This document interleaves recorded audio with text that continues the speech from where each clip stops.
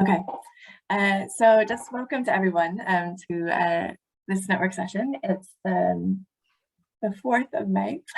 And so I just wanted to say a little bit about the network. So this is part of the Food for Life get-togethers program, and really like the goal of Food for Life get-togethers is just to bring people together through how we grow, cook, access, and share good food. And it's about sort of thinking about what good food means to us and how we build community around and through that. And I think, especially now and kind of given everything that we're facing with the food crisis and just the multiple layers of crisis that people are experiencing, I think this is just going to just be more and more important. So we do a lot of work directly with communities and with our amazing partners like Belville Gardens, who I'm super happy to introduce in a second. We also do, so we're doing these network sessions that we will be doing sort of kind of regularly. We've got a few coming up. I'm going to put our website in the chat so you can just see what's coming up if you've not seen that before. And you can sign up for the newsletter, which we send very sporadically, and you can get sort of the updates from that. We also do work with kind of local authorities, with schools, to work around improving menus and the food that folks are getting and their like growing activities with kids. And in turn, this is all part of the Soil Association, which has kind of as an organization, much broader look at kind of land and land use around farming, regenerative forestry. And so it's really kind of thinking about how we bring all of this together around some of the bigger challenges, not just kind of the crisis, the cost crisis and food crisis, but thinking about food systems, thinking about climate change, and as we say, kind of the solutions from the ground up. So yeah, it's a real pleasure to me to introduce Sally now from Belville Gardens to give a little bit of background around what they're going to be doing, and talk us through some of the stuff around dignity, which is, I think, such a vital aspect of any kind of food program. Sally, over to you. Hi everybody, welcome and thank you very much for joining us today, and I'm really pleased to see so many of you here and just from all across the country as well, which is fantastic. And there's a couple of familiar faces there that you can slag me off later. So yeah, we are Belville Community Garden, Belville Community Garden Trust, and welcome to our presentation today. So my name's Sally, I'm the manager here. I have been managing for less than a year, but I have been here for about 6 years. And I've got my colleague Julie with me today, who's one of my community chefs, but she has lots and lots of different hats. She just happens to be wearing a chef's hat today. So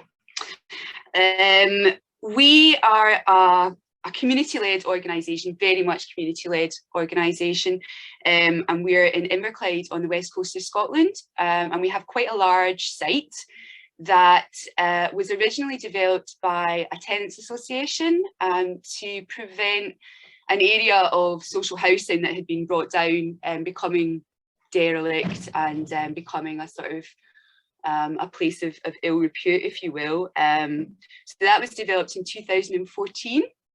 And obviously we're still here and we're still going strong. So we've got our original community garden area where we grow fruit and veg for the community. Everything there belongs to the community. We try and encourage people to walk through the garden on a daily basis, take herbs, whatever they can. In the garden, we also have a construction hub where we do a sort of work experience programme, skill acquisition. We also have a community allotment, a biodiversity garden. We've developed a children's garden as well. We've got our office space here. So we have a community kitchen. We have space for activities. And we've also got our community food larder. And we're still growing. And this summer, we're hoping to develop our outdoor play area by putting a new cabin in down there. So kind of on to the kind of the proper topic.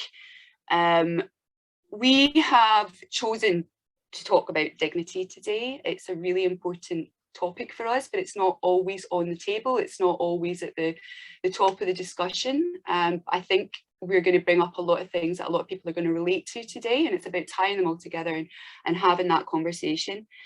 So we as community food providers have an opportunity basically to help maintain and preserve dignity in our clients who are in receipt of help with food and who may be affected by issues surrounding food insecurity.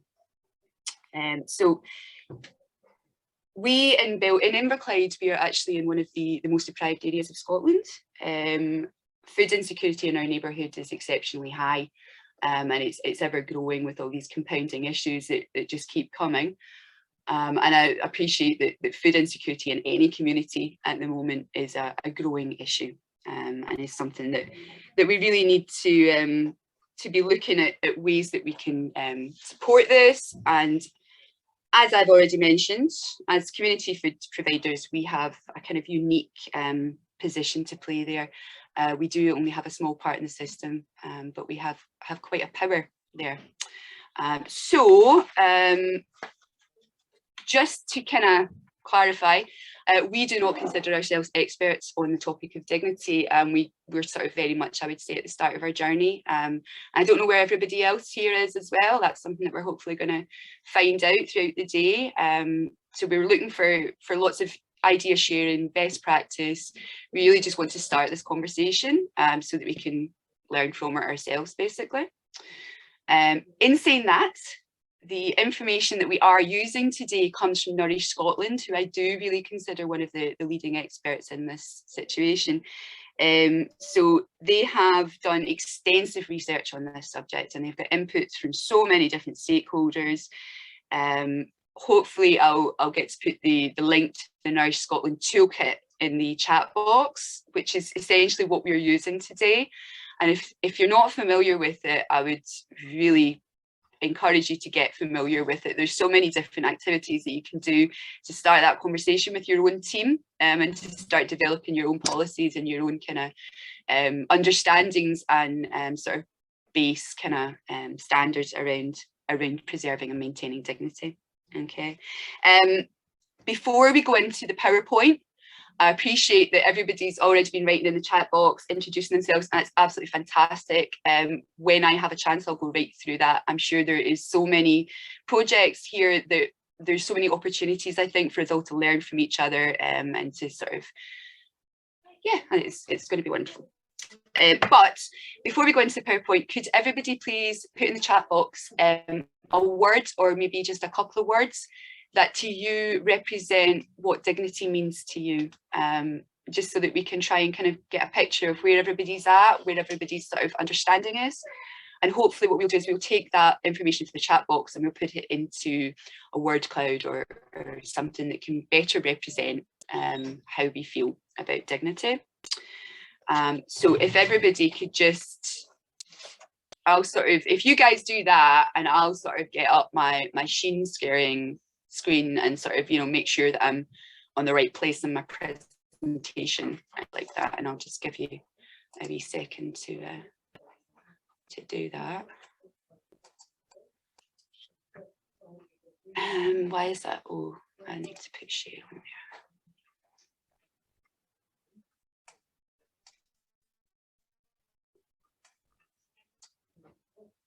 So can I just ask for confirmation that everybody can see the PowerPoint okay? Yeah, we can see it. Fantastic, thank you, Andrea. Okay, so yeah, we have called our session Putting Dignity on the Menu, basically because I was trying to be smart, and I don't prefer that title now at the moment. Yes, it's a conversation for us as community food providers, and we're going to be using the Nourished Scotland Dignity in Practice Toolkit to start having this conversation. So first off, the research that Nourished Scotland did along with Poverty Truth Commission, apologies, what they developed out of that was a set of principles that, if adhered to, would help to support and maintain dignity in people who are in receipt of community food.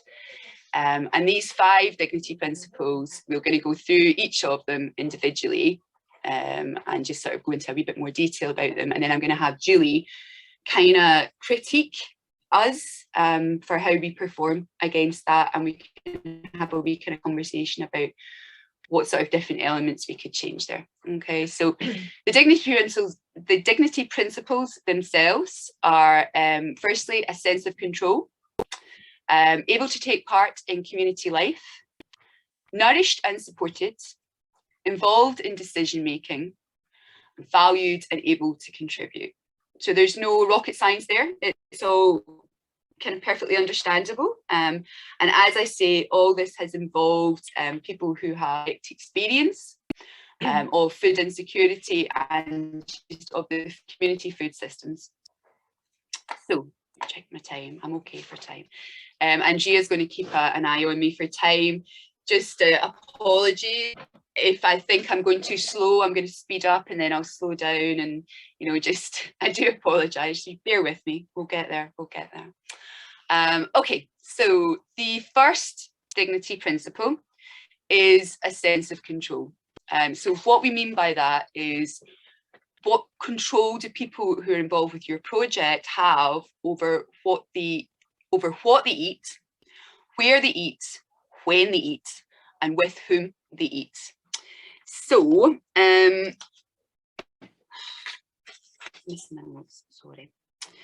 So it really does mean different things in different situations. We have a lot of different community foods. We have our food share, we have our community meals, and we have our food parcels. And it is quite a difficult and tough principle to balance and to achieve. So I'm going to ask Julie if she wants to make a wee comment on Belville as a team and as an organisation, and how we provide this sense of control, or whether we completely fail to provide this sense. So hi. So Belville provides a community meal, food parcel, community larder, a cooking class drop-in. So we have lots of ways to access food. In terms of food parcels, we're quite restricted by the food that we get in, which a lot is supermarket access. So sometimes it's quite difficult to give people what they want when you're putting together a food parcel. So in that sense, they don't have much control over what they're given. No. It's kind of what we have is what they get. Mm-hmm. The community meal, there's more choice. We offer them like a couple of different soups. We could go a little bit further with offering choice, but we are again restricted by the food that we have. Mm-hmm. But we are talking about maybe extending that depending on what feedback we get from people. Mm-hmm. We also have a food share tables which are outside when the community meal's going on, and that is people can just help themselves to the food, so they have got complete control over what they to an extent, because we don't have complete control over we don't have complete control over what we get to the food, but yeah, to a certain extent that is the level of control that can be afforded, really. So and there's another thing with the community meal is in terms of who they eat with. They all tend to come in like you do at school and sit in the same place, and so when newcomers come along it's kind of maybe a bit intimidating, or it's something that the regulars do, but they choose to sit with. It's their choice. choice. We have a wonderful volunteer she's our meter and greeter, and she's always here on a Friday, and she sort of invites it, welcomes everybody in the door and sort of tries to kind of sit people maybe, but in more a sense of people know where they want to sit. However, if we maybe had somebody who was just new, had only just come along for the first time, Michelle would take them under her wing, and she would make sure that they found somewhere nice to sit, and somebody who was going to keep them in the conversation and chat to them and make sure that they had a lovely time, and she would always go back and make sure that they were comfortable and things like that. So it's all about balancing these elements. Some things are beyond our control, so we have to kind of compensate in other kind of so we're not able to it. give everybody the choice that we'd like to be able to give because of our restrictions in terms of the food that we have. So that's a difficult one. Let's wonder if they get easier. So The second principle is there's the ability to take part in community life. So what we mean by that is we want you to be thinking about how accessible your services are to people from all backgrounds and situations, and particularly, does the service that you provide come with stigma attached, and how can we reduce that stigma? So is there unnecessary information that your clients have to provide? For instance, we very early on in our food parcel distribution, we don't want your information. We just, you don't need to tell us why you're justified in getting a food parcel off us. You called me and you asked for a food parcel, ergo you're getting a food parcel. I might have questions that I need to ask you in terms of allergies and intolerances, or food preferences, but I won't be asking you to justify why you're in that position. It's just none of my business, and it's not important to the overall you are being given food. And that's, if I can hand over to Julie here. In terms of the backgrounds of people who access our food, with the community larder, we don't actually see who's coming and going, because it's a kind of anonymous. So from that point of view, we don't actually believe that it's truly representative of our community in terms of diversity, and we can see that in our community meals at the moment. They're very much the same people coming along, and it's not representative of the overall Inverclyde demographics. No. So the whole demographic, not just multicultural, but the sort of age. So we do tend to have this core group who attend. It's how we go about getting that new audience in here, making sure we're catering to everybody. There was just with the kind of the food share situation, we did make quite a big error early on relating to this principle. So what we have is we have a community larder, which is permanently outside our offices. We also have a food share when we do our community meal at the same time. The food share is in the same place as the larder. So that larder's been running since the start of lockdown, basically. And at the point of lockdown, we were prepping and distributing massive amounts of food parcels. But one of the things was we put this community food larder right in front of our office window. So any staff that we were close to the public, but any staff that were in the building are staring at the people who are, not intentionally, but they can't help it, they're staring at the people who are coming to take food from the larder. It was also right next to the main road, so everyone driving past can see people going to the larder. And it was also across the road from all the high flats, so we very quickly learned that we would have people coming over the next day saying such and such was here. As soon as you leave, they all show up. Good. That's, they're supposed to. Lots of comments, comments about people who may have other habits. They shouldn't be getting food because I've seen them getting something else round the corner from saying, well, I don't have that. Or coming more than once to. It's there's reasons people do that. They might have a really big family, so they don't want to show up and take loads of stuff at once. They might come a couple of times to sort of reduce that stigma for themselves. So we basically exposed everybody who was coming to use our community larder. We kind of unintentionally exposed to this stigma. And really the simplistic move was to move it. We moved it down to the next window. It's not visible from the road. It's not visible from the houses. The window that it's behind is actually, not intentionally, but it's still covered with Christmas paper from Santa's grotto. So there's nobody staring at you. There's no kind of visual there. It's a lot more discreet, and I think it helps people use it a lot better. I am looking at the time, Andrea. I am on the time, I promise. I am going to speed up now. I'm going to speed up now, so this is me talking at this. So if we'll move on to the next one, sorry. So nourished and supported.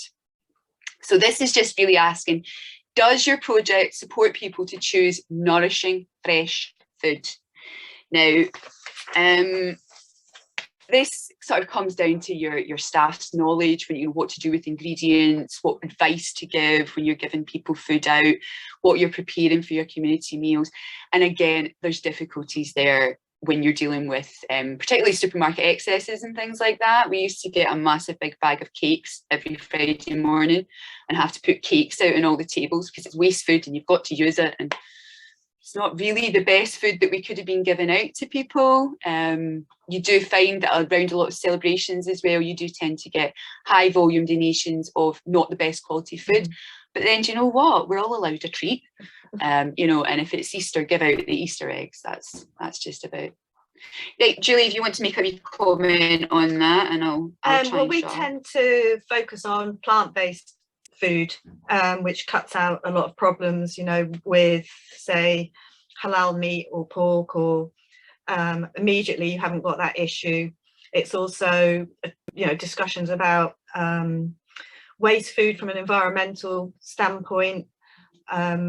So although we are using supermarket waste, it's not just, we're not just giving waste food to people, it's, you know, for the it's all about climate change and the environmental impact of that. So, and we're very sort of allergen conscious. We're all kind of trained in the kitchen to promote healthy food and talk about the vitamins and fibre content of things. And we've just done a survey to try and find out from the community food, from the community meal, what, you know, what people think of the food that we provide, and see if we're sort of meeting the needs of people. We were discussing the wee survey we did though, and it's, you know, one of the questions was, you know, like sort of how do you like the food basically that we're providing, and we're giving it out to people who are coming here every single week to eat our food because they like our food, and every week they're like, compliments to the chef. You know, so of course we were going to get, we basically just walked into an echo chamber, and it's not that we've not asked the right people there. You know, what we need to do is the people who've maybe only been once or twice and don't come every week because they maybe don't like the food, you know, what can we do to kind of increase that audience and just make it more accessible, and to make sure that we're providing what is required for everybody. I mean, there's, you know, the old kind of allergen information, things like that. Personally, I'm a vegan celiac, so I'm quite aware of these kind of things. And my usual response when I walk into anywhere is just don't bother feeding me. Just don't bother. I'm too much of a pain, and I don't want other people to feel like that. So. We'll move on because I'm rambling. So oh no, I moved on far too far. Involved in decision making. So there's a little bit of, how do you involve people with direct experience of food insecurity in decision making? Now, I don't want to get into this at the moment, but Julie and I were talking about this earlier today. There is now this lived experience, used to be a buzzword for everybody. So I've now been informed that this is now seen as a derogatory term. And I just want you all to kind of, if anybody has a comment on that, do you want to chip in with it? And I'm talking to this about everybody that I speak to at the moment. How do you feel about the term lived experience? Yeah, there you go. So we're using direct experience of food insecurity, which I can't see being any better than lived experience. I'm sorry. And I think there's obviously a conversation that needs to be had there about dignity and how we maintain that, and what terminology we use. So without further ado, Julie.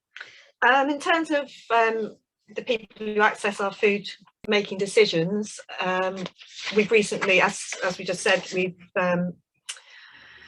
surveyed people and had a suggestion box, but there's a lot of people whose voices aren't heard that we really want to as Sally said, the people who aren't really coming regularly, they're the people that we want to try and involve. But there's not a huge amount of engagement in terms of decision making from our clients. No, I wouldn't say there is. I think that's certainly something that we need to respond to. And I don't know how Julie feels about this, but personally, having, you know, sort of preparing this presentation and doing this sort of research and work has really opened my eyes and highlighted how we're not meeting those standards. And it's certainly something that we want to do. So we will be working on this in the future. And if anybody wants to get together and have further conversations about this, we're well up for it. So last principle is valued and able to contribute. So this is, how do you involve people in the process? Opportunities are there to take part and to give something back by your time, their skill, their resources. So we have a really active volunteer programme. It was restricted and reduced by COVID. And just before I hand over to Julie, and just pre-COVID, so this was a few years ago, we really busy community meals. We were probably serving, and we've actually got 30 booked in this week, but pre-COVID we were dealing with a drop-in, and it was, 50 to 60 people every week. And we had a huge volunteer team, and at one point it got too much for the kitchen. There was too many people. It was a health and safety problem. We actually had to say to people, you're only allowed to volunteer every fortnight. And the offence that caused, it was not the right solution. We needed to think more on that. We needed to do more on that. So turning around to people and saying, no, you can't volunteer, can be quite detrimental to their engagement, their enjoyment of the situation, their appreciation, and their feeling of dignity. So, Julie, do you have any comments about? Well, I mean, when you're working in the kitchen on the community meal, sometimes when there's more people in the kitchen, it's really, really hard to get the food out on time and for the kitchen just to run smoothly. And although it's fantastic, the volunteers are amazing, giving up all their time, and their value to the community is just incalculable.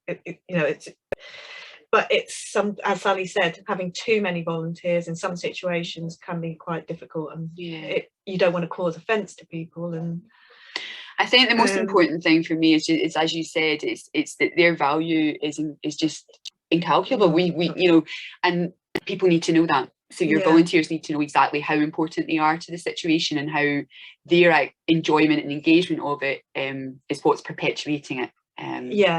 So we want to celebrate the volunteers more. So, see, my timing's spot on, Andrea. So what we're going to do now is we're going to do some breakout rooms. I don't think there's that many of us, so I don't know how many rooms you want to do, Andrea, but what we're going to do is have they been put into the chat box? No? No, not yet. Okay. I'll do that now. But, okay, cool. I'll explain I'll go through the weekend. Can I just say first that I know not everyone, hopefully most of you will stay for the breakout rooms. I think they're going to be great, and it'll be really trying to grapple with sort of what this means and how people experience it. So so please do stay. But if you don't stay, it'd be grand if you could, what I'm going to put in the box now is we just have a short questionnaire, just an eval sort of thing, just to give us a little feedback.